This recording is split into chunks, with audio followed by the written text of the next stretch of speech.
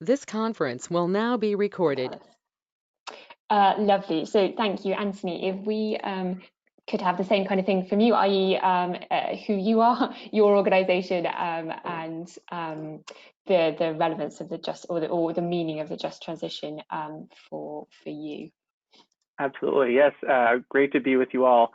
I know the technical delay gave you all a couple extra minutes to hear from Alison, which is always great, and it gave me a couple extra minutes to find some more lighting for the set here in San Francisco, because it is quite early, but I also have coffee, so we'll be all set.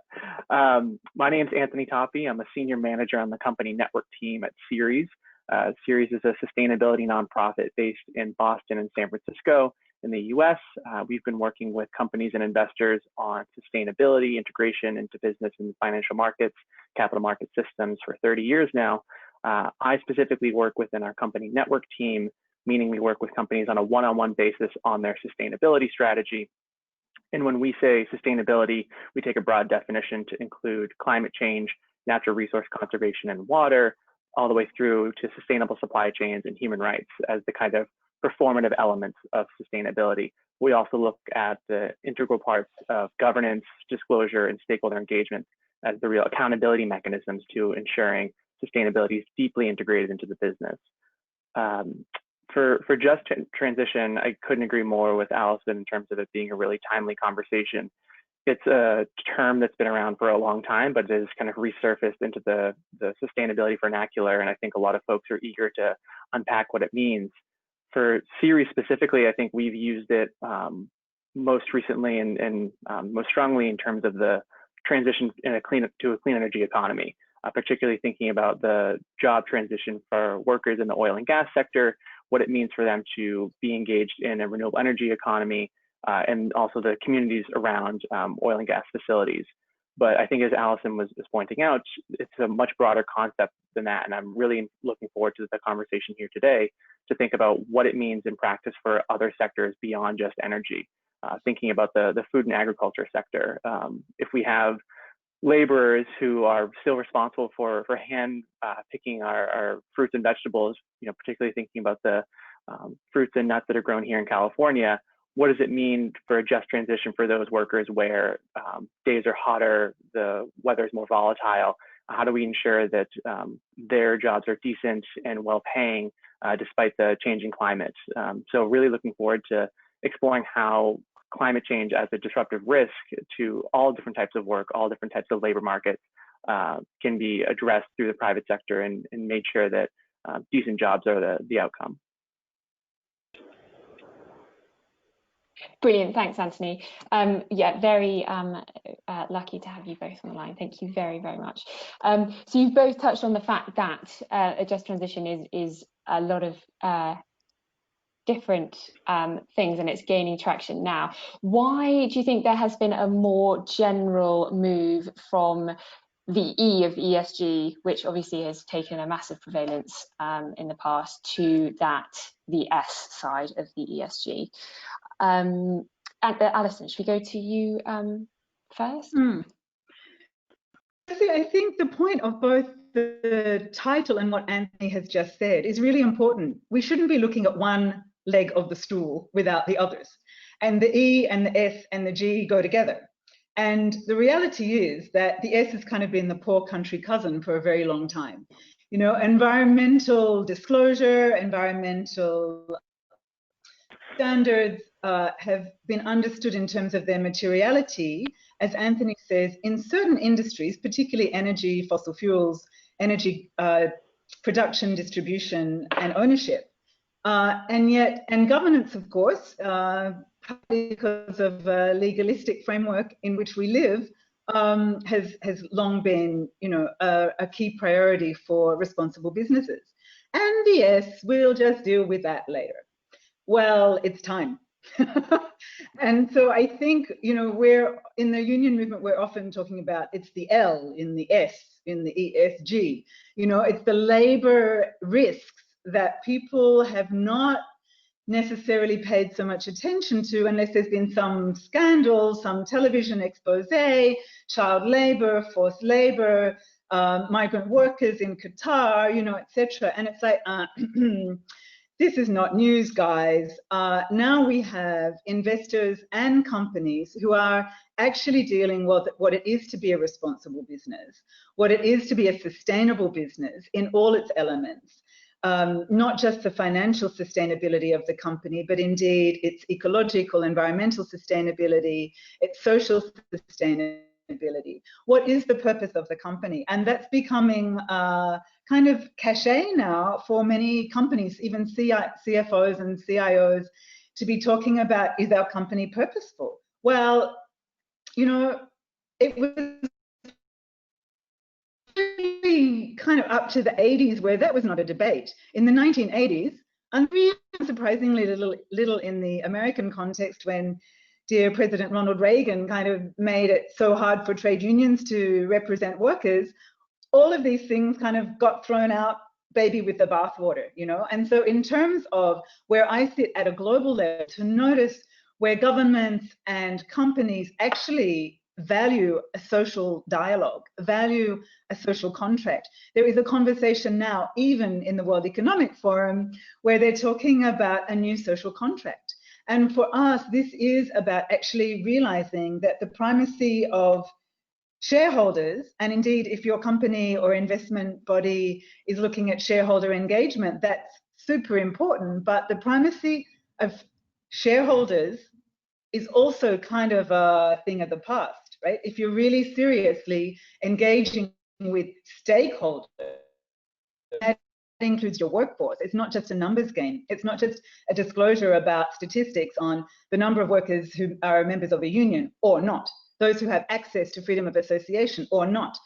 Union access, whether you're a worker in a garment factory in Bangladesh, whether you're a migrant worker working in the farms of Southern California, or whether you're a healthcare worker working in a private or public health facility, whether you can join a union, whether you can have your voice represented, whether you can take on really bad practices or not sufficiently safe practices in your workplace is really important. And that's about a dialogue. That's about being represented. And that's what unions do. So in many, many industrial relations environments, there's been this terribly confrontational kind of approach to trade unions. You know, we're always the troublemakers, but no, we're the ones who say, we've got a problem here, can we sort this? And, you know, through various different mechanisms to actually address a serious long-term vision of dealing with those problems is what we see as patient capital, right? That's what we see the role of the investor to be, raising those questions, asking for those solutions, demanding timelines and transparency and transitional plans. And that's really what a just transition is. It's a transition that delivers greater justice, and that's both in terms of climate, environment, the things that Anthony lists there, but it's also in terms of what kind of workplace practices are being practiced and where we can actually raise the bar for better practices that will mean better business outcomes and more sustainable companies. Yeah, and just to pick up on one of Alison's last points there about timelines, I think that's one of the big differentiators between why the S issues have risen to prominence more recently. When we think of the environmental issues, when we think of the impacts of climate change, we've typically thought about the physical impacts to tangible assets, to the property, plants, and equipment, right? The volatile, increasingly volatile and destructive natural disaster events, flooding, impacts the physical assets are going to happen over the next few decades. And we're seeing companies step up to the plate to set ambitious targets to reduce their contribution to the impacts of climate change. For the S issues, though, we're seeing that timeline is getting shorter and shorter, and is here now. If we think about some of the more recent examples around an engaged workforce, employee loyalty, the S issues of tech companies developing products that employees themselves are saying, I don't want to be a part of this. This isn't something that I signed up for. And these aren't the type of things that I want to work on because I know this product is going to have negative human rights impacts. If you're a company that's not listening to your employees in that way, you've got an S issue on your hands, and that's going to affect your ability to attract and retain that talented workforce. Same thing when your workforce sees that there's mistreatment of workers in global supply chains. And that's nothing to say of the calls for racial justice in the United States, which for us here at Ceres is very front of mind of the purpose of companies to address racial justice issues.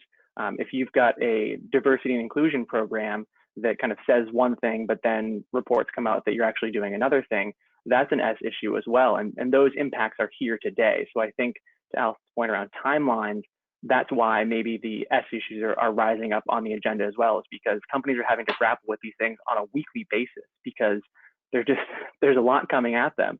That's not to say that, again, on the advocacy side, we don't want to minimize the importance of the environmental issues. We're going to continue to push both. But I think the planning and the foresight that is needed to address these S issues is really something companies need to consider, because they're only going to become more serious. They're only going to become more complex to untangle as we continue to come out of the COVID-19 crisis as well.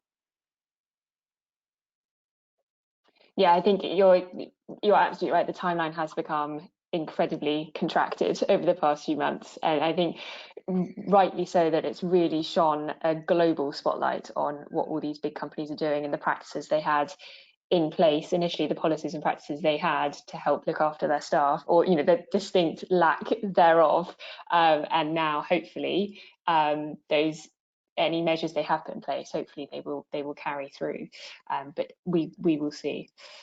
What do you see as the current appetite for companies and all stakeholders prioritizing workforce and social issues and human rights due diligence in particular? That's kind of the hot topic in Europe at the moment. But yeah, what do you think on that side of things, Alison?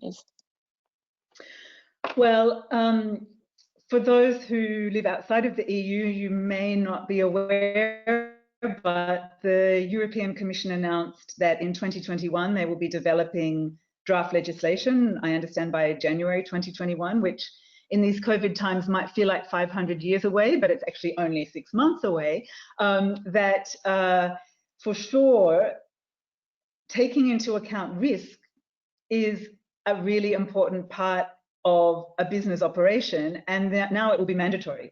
So mandatory due diligence to actually have an assessment of risk, a plan around how to deal with that risk, and a stakeholder engagement process to ensure that that is holistic and sufficient to actually anticipate risk. So we see actually that just transition, whilst that's not being spoken about in the same kind of silo because people work in different silos, but what we see is that both the disruption that COVID-19 has exposed in terms of lack of business planning ahead, beyond, if you like, the 3-month liquidity plans that many companies have really shown they don't have a plan beyond that. And so the kind of just-in-time management or reliance on, weekly and monthly cash flow, if you like, is no longer sustainable. Then businesses are at risk. And for investors, the anticipation of how companies will deal with risk, having plans to anticipate the future, is really essential. And we would say that, very often in the investor world, you hear terms like stranded assets. Well, any investment being made now is a potentially stranded asset, whether you call it green, gray, brown, etc. It's very often being spoken about in terms of clean energy and renewable energy, as Anthony was pointing out. But actually, stranded assets are any assets, any investment in your technology platforms, any investment in your workforce. People and communities will be stranded if we don't have a view to how business is being conducted and where it is being conducted and under what terms it's being conducted. So the mandatory due diligence framing from a union perspective is very welcome, and it's really necessary to actually help businesses join the dots and help policymakers join the dots. So whilst it's being spoken in terms of human rights and labour rights and standards and practices, it is actually about good business practices. And that is something that, has been debated for a number of years, particularly in Europe, whether that needs to be mandatory or voluntary. That debate was held in Germany over the last couple of years. And we see is not only in France the vigilance law being practiced, but many member states in the EU taking that on, and now the EU itself saying this is necessary. And as far as that impacts the global economy, this is now a global conversation. So investors and businesses across the world, in other regions, in Latin America, in Northern America, the Americas, in Asia Pacific, Australia, I know others in my home country being on the call here, I want to call out to, Australia is quite far behind on discussions around due diligence practices. And so the reality about sustainability is now connecting the dots between those different elements. And so transparency in both practice and in reporting is now a foundation that is acknowledged as being really important in practice. Yeah, and just to pick up on first the geographic differences that Alison is calling out, totally agree with that. We've been in conversations with companies where we introduce the topic of human rights due diligence, asking them to kind of explain the overall process, looking across their value chain to identify salient human rights issues, and we kind of get one of two responses. One is that, well, human rights, that's in our supply chain report. That's where that is. That's where that issue shows up, and it's a reluctance to acknowledge that human rights and the human rights due diligence process are going to surface issues across your value chain. In the way you treat your own workers and the work environment you provide in your direct operations, in the way that your product is used, in the way that you engage communities around your facilities as well. So the idea that human rights are just supply chain issues is already something that we're having to deal with in the US. And I think mandatory human rights due diligence legislation coming out of the EU would send a big signal to US-based companies that they need to get ahead of this now. Before they're going to be put back in a place of trying to demonstrate compliance, which we know that's the second response that we get is, what's your human rights strategy? Oh, well, we comply with all local laws. It's like, well, we know in the US specifically, just because something is legal doesn't mean it's exactly right.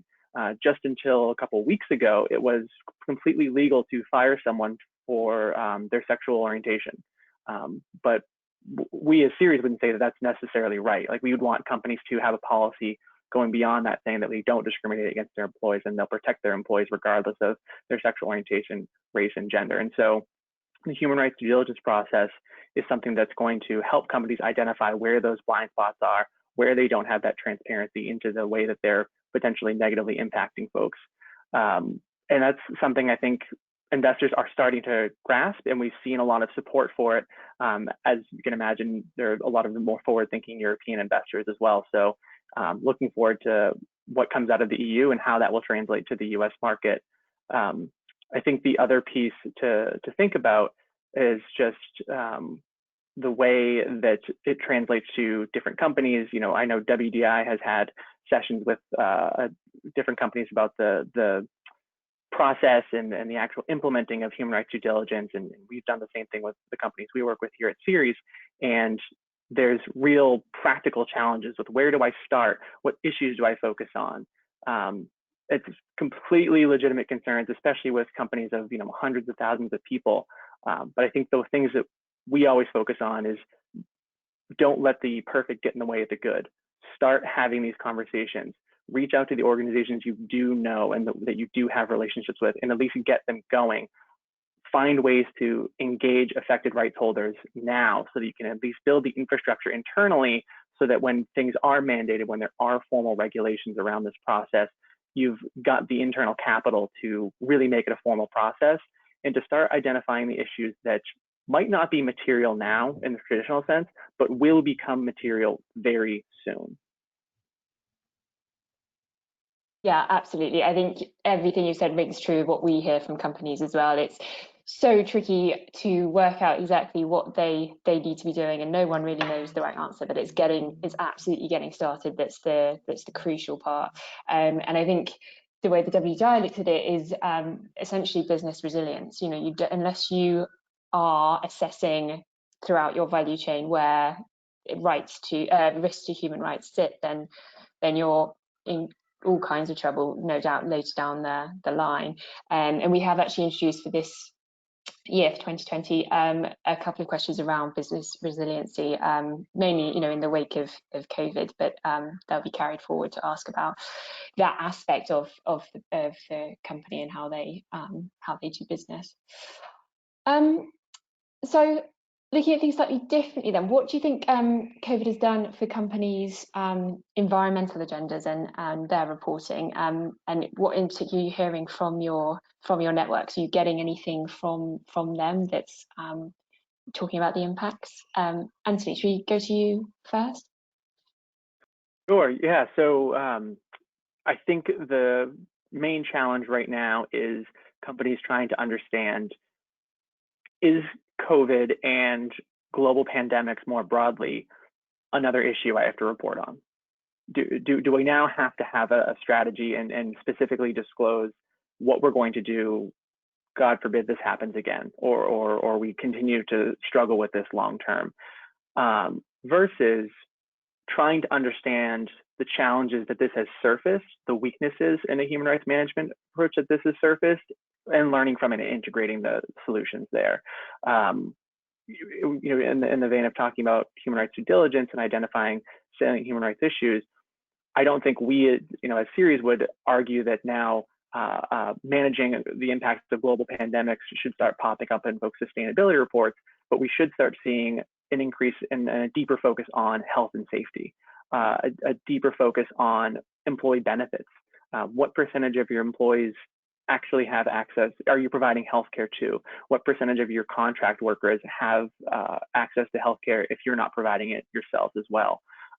So I don't think it's augmenting their agenda so much, but there is a struggle to figure out how to fit this in within existing strategies in a meaningful and credible way so that investors know the company is prepared, again, God forbid something like this happens again. I think that's where we would want to see companies go as well. We don't necessarily need to see additional issues on the list, but a more meaningful and nuanced understanding of how these issues are actually impacting people, and then how that translates to an impact on the business as well. Yeah, I think it's the embedding that's key, isn't it? We want to make sure that this does actually lead to concrete, long-lasting change. I think you're absolutely right. Alison, I don't know if you have anything that you would. Oh, you're on mute. Sorry. Rosie, I think building on what Anthony said.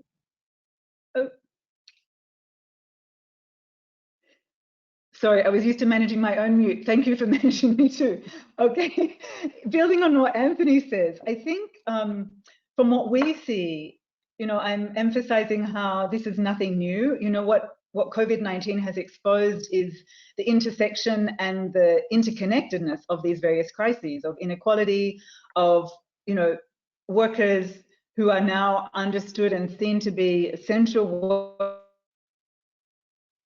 actually providing essential services and goods in the economy, being often the lowest paid, very often disproportionately women of color or migrant workers, etc. And it's nothing new to say this has been a long time, decades long, in some cases centuries long inequality that has never been addressed seriously. Well, now's the time. Or what are the consequences of that? And so, we have a choice as a society, we have choices as companies and as investors, and indeed as trade unions. And so I would say that in addition to what Anthony rightly points out, the business operations very often in a climate responsive context, people say no more business as usual. Well, hello, we're still in a business as usual world. And the reality is that the disruption that COVID-19 has provided, not only in terms of the health and the ability of people to conduct their work, but for businesses to rely on their own production facilities, where supply is coming from, how logistics and transport are being managed, where sales are coming from. Like literally that's now, as Anthony says, a daily analysis, not something that's done on a monthly or 3-monthly basis any longer. So business as usual has been disrupted. And some companies are up for that and some are not. And some are going to go out of business, and many are going to go out of business, actually. The economic impact of this has not yet been at force globally, despite, you know, more people being unemployed in the United States within a 2-week period. This more than what happened in, you know, the Great Depression back in 1929. Sorry, the math, the numbers. In 1929, like that is a massive impact, and yet there has not been the floor of social protection in the United States, for example, around access to unpaid leave for the purposes of being sick, or for carers leave, or in some countries being called calls for pandemic leave. If you don't have access to leave, you're going to go to work whether you're sick or not, if you have to support your family. And that is a huge, huge risk to the local economy, the global economy, and whether that's being seen as, in some cases, within cities or states or countries, but has a global impact that we have those kinds of infection rates in places like meat plants or poultry processing plants. It's not only about how transition is being planned for, but what are the underpinnings of that in terms of economic and social policy. I'm a social wonk in this conversation, right? But it really is about having the connections between those things be really clear. And so I want to go back to before the recording, when I was introducing the Paris Agreement and the ILO guidelines, because for those who missed it or who are listening later, the ILO guidelines back in 2015 for a just transition towards environmentally sound economies and societies for all is a framework that companies, investors of all kinds, small and medium-sized enterprises, multinationals, those with extensive or very shallow supply chains, can use as a tool. It's not like you have to reinvent the wheel. We're not sending men and women to the moon in this process. We're actually saying there is sound work that people have been working on, and there's a foundation for guidance on that. And it's very generic, if you like. It can be applied in any kind of business setting. But one of the elements of guidance, which was I agreed to negotiated the terms of it agreed between workers' representatives, unions, employers at the ILO, and with governments through the labour ministries or labour and employment ministries. And one of the framings of that is really fundamental, but it's kind of necessary to point out. Governments and social partners should, I don't recall this, so I'm reading now, provide assistance to management and workers in transitioning business operations away from high carbon, high polluting and resource intensive operations. Such support should include technology transfer mechanisms on favourable terms that requires stakeholder engagement, as mutually agreed, that requires agreement making. Some would call them collective bargaining agreements, as well as support for innovation and good practices to facilitate the just transition to environmentally sustainable economies. That's actually what we need. That's clearly, as a result of COVID-19, has been exposed where that's happening and where it's not happening. And it's not happening in way too many workplaces, in way too many industries, and in way too many local and national economies. So the process of reporting that is both a company responsibility and one where transparency is not about shaming anybody or saying anybody's not doing it sufficiently. No one's doing it sufficiently.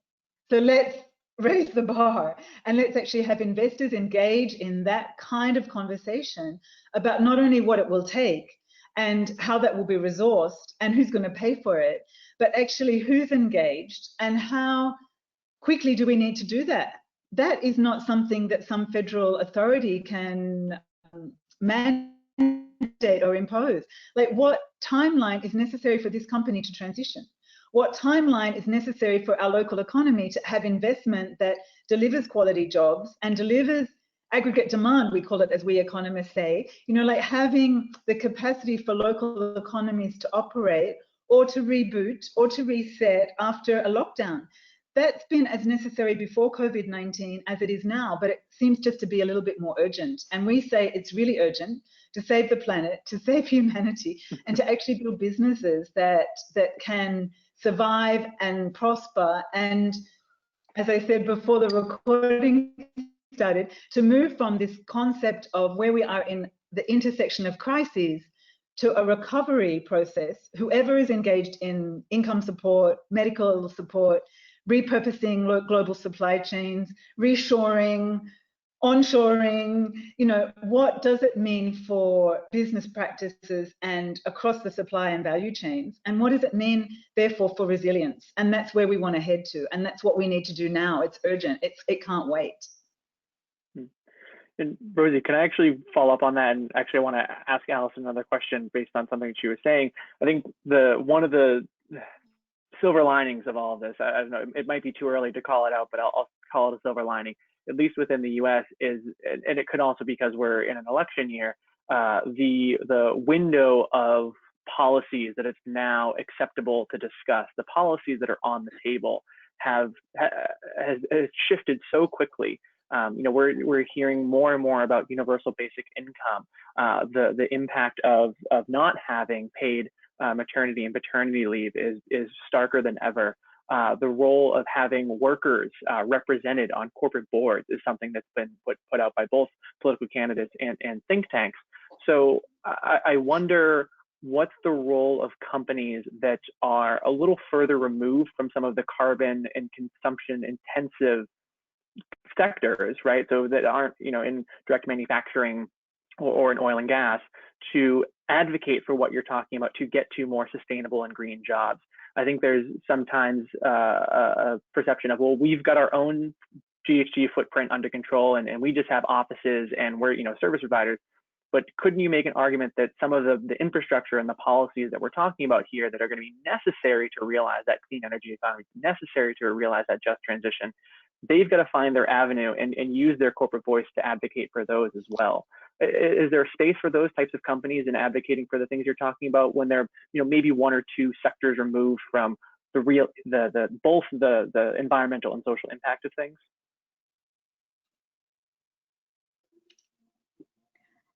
Can you hear me?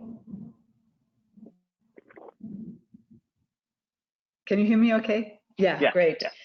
So absolutely, it is time now not to put the light under the bushel, right? It's time to come out. It's time to come out, people who believe this. It is time to be seen as the real economy actors. And that's not just in energy. Of course, energy has been an important entry point into really addressing renewable and circular economies. But the companies that are investing in infrastructure, and we would say investing in green and infrastructure is really important, whether that's in transport, urban planning. Very often it's cities and municipalities who are looking at where they're investing right now. It's in construction, it's in retrofitting, it's in food and agricultural supply chains, it's in water supply, right? It's in all services. I know there are a number of people on the call who live in the world of the health sector, and we're now looking at what does it mean to have genuinely sustainable infrastructure in care. The care economy, investing in care is so important. And this has been something that, governments, because of austerity measures and the impact of international financial institutions saying, don't go there, then, lack of investment in public health, in public infrastructure has been something of the last 20 to 30 years. Well, it's time to come out, investors, and say, what is it that's going to actually is required by society and what is going to bring good returns? As trade unions, we are very interested in what the returns for pension funds is about, but we are not blinded by the fact that that cannot be on a short-term basis. We've always talked about patient capital, about long-term returns, about what it means for returns, for security, for decent work, and investing in companies that will invest in decent job creation. So for the international trade union movement, our demands are actually sixfold around investment right now. One is invest in job creation. Invest in decent work. That means good jobs. That means union jobs. That means, sound economic factors around wages, sick pay, unemployment benefits, etc. Like, really, it's time to address what works and not just race to the bottom. There's a lot of that, and there will be a lot of that. But those companies are not going to survive longer term. The model of business has shifted. If no one's paid attention, in the last 3 months, the model of business has shifted. And so investment in industry policy or industrialization, I mentioned before, it's sometimes reindustrialization in some areas. It's repurposing. A lot of companies are now looking at not just where do we make our garments for health sector workers' uniforms or masks. It's actually repurposing of the entire manufacturing supply chain. That means reshoring and onshoring, and the shape and the scope and the depth of supply chains is radically up for transition. So when we talk about industrial transformation, this is actually what we're talking about. So this is happening, whether people acknowledge it to the extent of how they engage in it, but it's happening. So the engagement of investment in what I call green enabling infrastructure. There is such a need for huge physical and social infrastructure investments. Where do asset managers see their role in that, and how do they engage in that? But investing indeed in social protection. And Anthony, in the union movement, we have a different relationship to universal basic income. That's a very loaded term for most people. That may be indeed what we get, but that is not sufficient. The income replacement is for sure clearly needed to keep economies going. That's not a question. And in places like Spain, for example, they're really looking at that. But it's actually within a much bigger package, and that would be called universal social protection. And so around that, it is about access to health care. It is about access to maternity provisions or paternity leave. It is about support for child protection. It's about social protection covers also housing and access to water and sanitation. But it's also then number 5 on my list is investment in care. I mentioned that already, and so clear in terms of elderly care. The number of people who have died in elderly care homes in many developed countries is just tragic. And the lack of access to support, to decent working conditions and facilities and care is clearly something that is now in the front of many people, government and investors' minds. And lastly, investment in ecological recovery. So yeah, for sure, that's jobs rich, that's green jobs, but it's also the climate multiplier of investment in jobs, which is beyond renewable energy, but indeed in all sectors. And it's just so clear that so much of our lands, our forests, our agricultural lands, the way in which commercial agriculture is and fishing is undertaken, then there's investment in oceans, in ecological recovery across the board, and there's 6 big areas where investors should be really looking at where are our returns, where are our members' interests, but where are we going to make a difference here, and where are we going to actually contribute to long-term sustainability? Thanks. I think you're absolutely right. It's going to take a bit of time, but it's already happening, and people need to make those changes. I just want to hark back very quickly to a point you made earlier, Alison, that don't wait to be perfect and do get started. I think that's something we hear a lot from companies, is they're a bit nervous about reporting data through the WDI until they have a whole complete data set, and our investors are very keen that actually they just submit something and show that they're engaging with the issues as much as they can, and that they're being as transparent as they possibly can. Very well. We'll stop in a minute for questions. We've had a couple come through, so do please carry on sending them. But Anthony, I just wanted to go back to what you said. What do you think the chances are that the policies that are being floated at the moment, what do you think the chances are that they do actually get implemented and put in place? I mean, it's probably going to depend who wins the election, but it sounds like there's a lot of positive noise around improving workers' benefits and working conditions. Yeah, it's ask me tomorrow and I might have a different answer based on what shows up on my Twitter feed. The challenge is that we keep seeing 1 step forward, 2 steps back. So for example, 1 step forward being the SEC is now considering specific human capital management metrics and providing more specific guidance on what it requires companies to disclose through their annual financial filings. Not, a knockout by any means, but the fact that it's at least on the dock and it's being legitimately considered, particularly issues around average worker pay, the percentage of full-time employees versus contract workers, diversity and inclusion statistics, definitely a step forward, and couldn't come at a better time when those types of precarious jobs and are very much also the frontline workers.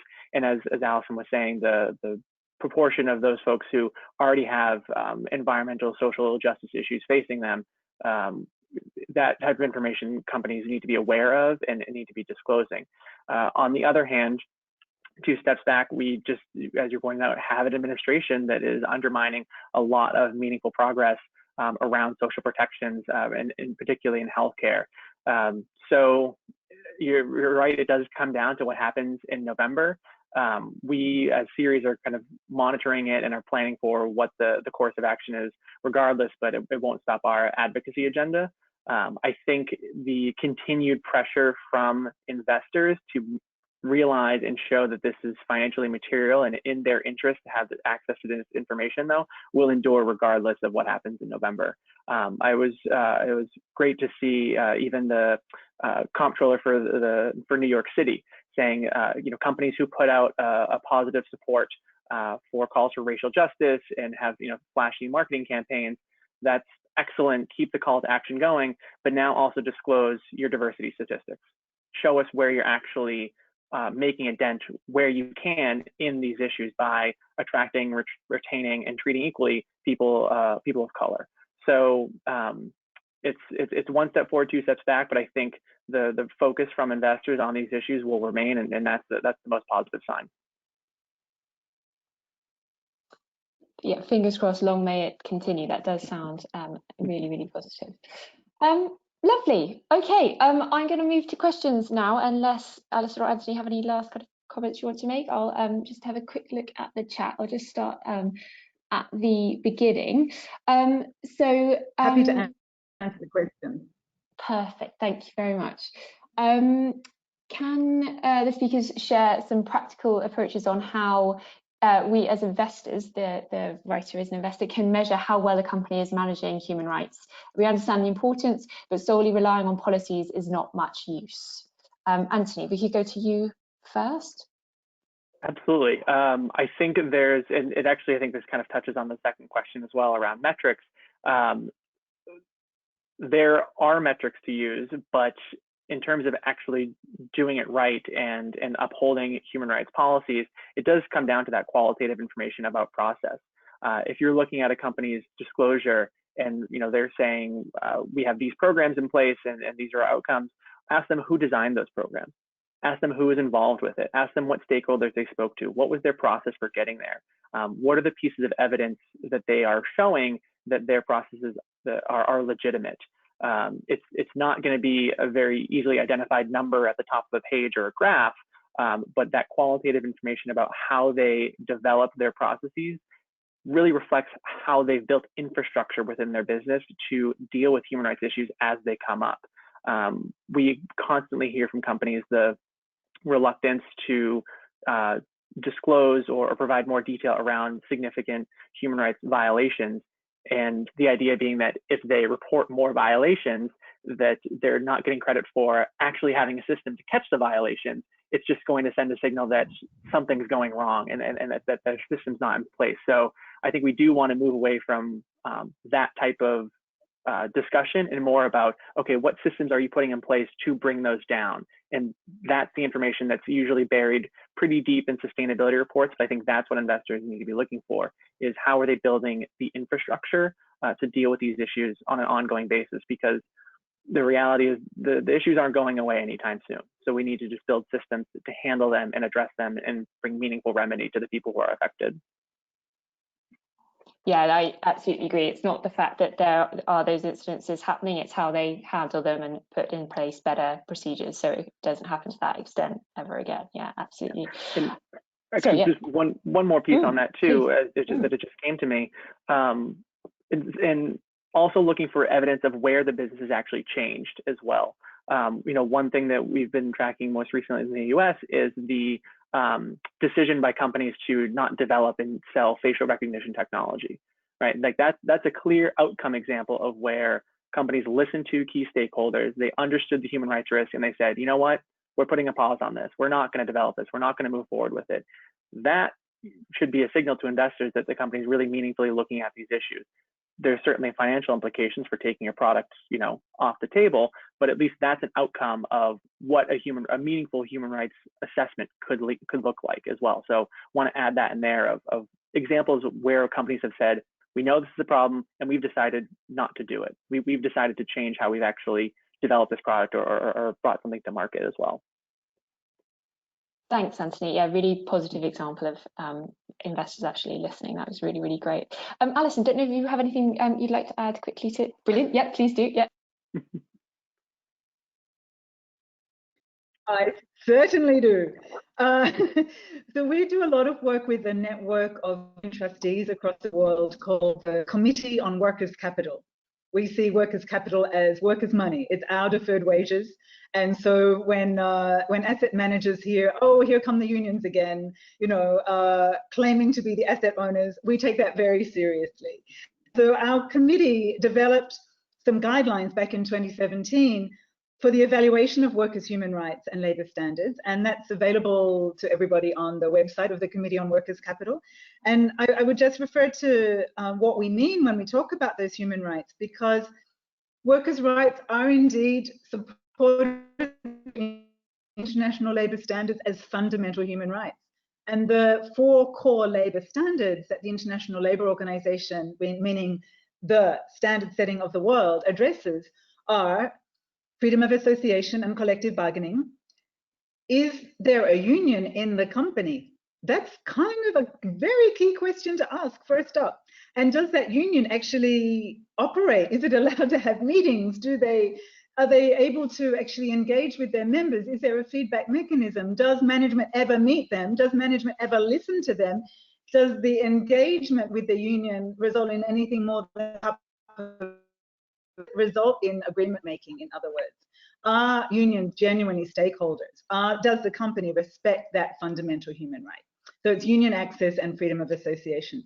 Very often companies say to us, but what does freedom of association mean? You know, it's not freedom of speech. It's not freedom to be a member of the Rice Lovers Association of Asia. You know, it's the right to be a member of your workplace or industry union. And that's a fundamental human right. Many people forget that. Secondly, of course, addressing child labor. And it's, you know, there's decades of good practice around that. Not enough yet, but okay.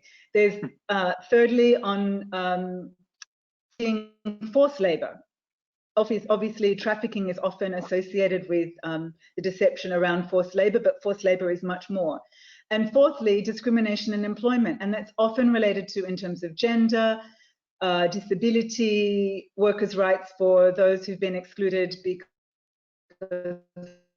they're in the informal economy, migrant workers, you know. And so very often companies say that's all too hard and they reduce it to diversity, how many women are on the board. Well, women on the board, let me say, as a woman, that's important in decision making. But you know what? There's a whole lot of women who need access to healthcare, maternity provisions, other fundamental human rights. So the indicators around human rights are actually quite broad. You know, human rights is a vast field of study, of research, and of practice. But if we look at this in regards to workplace issues, then it is about work composition. It is about social dialogue, and is that dialogue genuine dialogue? As I say, not just a cup of tea at the end of the day. Is it it's about workforce participation, and often that is also about women returning to work after having children or other care responsibilities. But workforce participation, in many countries, it is still very gendered, in many industries likewise. In terms of human rights in relation to supply chains, not just corporate headquarters staff, across the scope of the company and operations. Obviously, occupational health and safety. Like, when did companies think that was not going to be a priority? A global pandemic exposes that for what it always has been. Obviously, pay levels, wage rates, gender pay discrimination, etc. And grievance mechanisms. When we talk about mandatory due diligence, it's not only looking at where the risks are, then there's work to be done. And that is about making sure grievance mechanisms are put in place. And I would say all companies need to be at work at that now, not waiting for the legislation or the regulations to change. Getting ahead of the curve, engaging with stakeholders to ensure that mechanisms are in place. And I would say, as an economist, speaking to all those lawyers out there, don't let the lawyers run the show. The lawyers have a very, very narrow concept of what grievance means, and it's all defensive, it's all protectionist. No, we want to ensure that there's ways of addressing the problems before it becomes a legal disaster, or before it becomes a thing that shuts down through an industrial dispute, shuts down the operations of the company. Please look at grievance as a process to ensure greater justice. And those mechanisms have to lead to remedy. Otherwise, it's just fake. It's just superficial. So grievance mechanisms are up there in bright and shining, flashing lights. Please think about that. And I think we want to come to some of the questions about the US, but I want to finish my list. And that is around training and development. You know, investment in training, reskilling, ensuring that the company is ready for the future that's coming at us, and that the workforce is sufficiently prepared. You know, you can't rely on, let's employ a few more millennials, they'll get it, they're adapted, they can adapt. It's very often the people who've been in those workplaces, sounding very ageist, aren't I, for a long time, who understand the processes, how things can change, what needs to be invested in. Please don't throw out the old people and think, you know, throw them on the scrap heap. No, training and development and reskilling is a really important part of a human rights framework, as is my last 2 points, and that is workplace diversity and pension fund contributions for employees. Are companies paying their pension fund contributions? That's what I'm talking about when we talk about social protection. Not only unemployment benefits or sick pay or workers' compensation for when someone is injured or hurt or sick. It's actually about your contributions to the pension funds. This is your industry. If you're not thinking about this long term, oh my goodness, what are we doing? That's my list, Rosie. No, that was a great list. Thank you, Alison. I'm just, in the interest of time, and we've got 3 more questions, but I wonder if we should have a chat afterwards, the 3 of us, and we'll write the answers and send them out to all the attendees afterwards in written form, so that everyone will get an answer to their question. But I'm just very aware that people probably have lots of places to be now. So it just remains for me to say thank you so much to Alison and Anthony. Just to flag one more time that Alison is actually on holiday and it's incredibly early for Anthony at the moment, so they're very kind to be making the time to talk to us today.